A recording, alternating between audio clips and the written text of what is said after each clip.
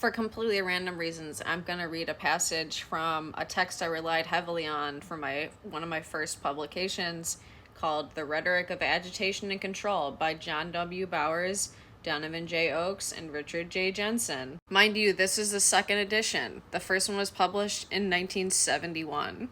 A traditional definition of agitation would include the following ideas.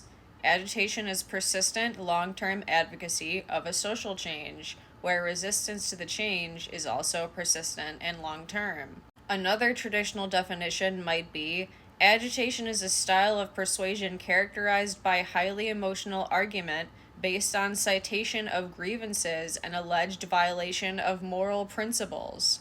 Both definitions are problematical, even though they may be useful in some situations. The first definition does not distinguish agitation from other forms of rhetorical discourse except in stressing persistence. Therefore, it fails to establish agitation as a special kind of persuasion in any significant sense. The second definition includes terms like highly emotional and moral principles. Those terms are extremely difficult to define. Each definition of agitation would include some activists excluded by the other, since persistence, emotionality, and moral principles do not necessarily have a great deal in common. This book proposes a new definition of agitation and control. The definition is, agitation exists when people outside the normal decision-making establishment advocate significant social change and encounter a degree of resistance within the establishment such as to require more than the normal discursive means of persuasion. Control refers to the response of the decision-making establishment to agitation. In most social organizations, the establishment is a small group of decision-makers who hold the legitimate power of the organization. That power has two parts.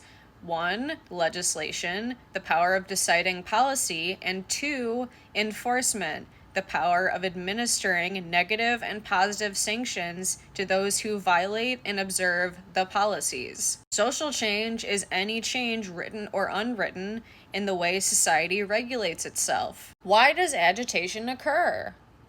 Tracing the roots of agitation is helpful in completing a rhetorical analysis. According to Kenneth E. Boulding, agitation occurs under the following circumstances, and this is a block quote.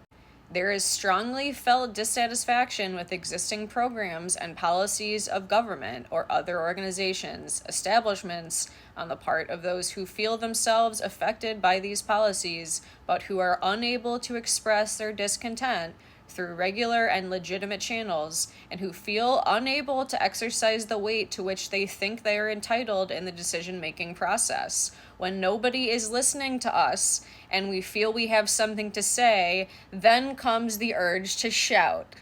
Leland M. Griffin elaborated on that statement by proposing that agitation has occurred when, and this is another block quote, 1, people have become dissatisfied with some aspect of their environment.